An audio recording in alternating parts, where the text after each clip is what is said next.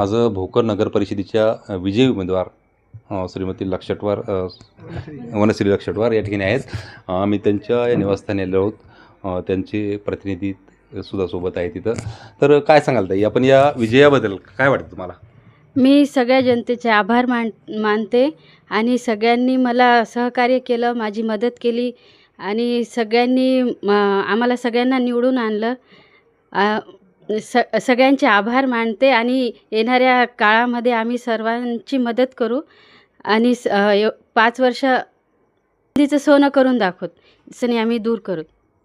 तर तुम्हाला हे भरभरून आपल्याला लोकांनी निवडून दिलं, तर तुम्हाला काय वाटते, कशाबद्दल दिलं निवडून, कशाच काय करण्यासाठी निवडून दिलं?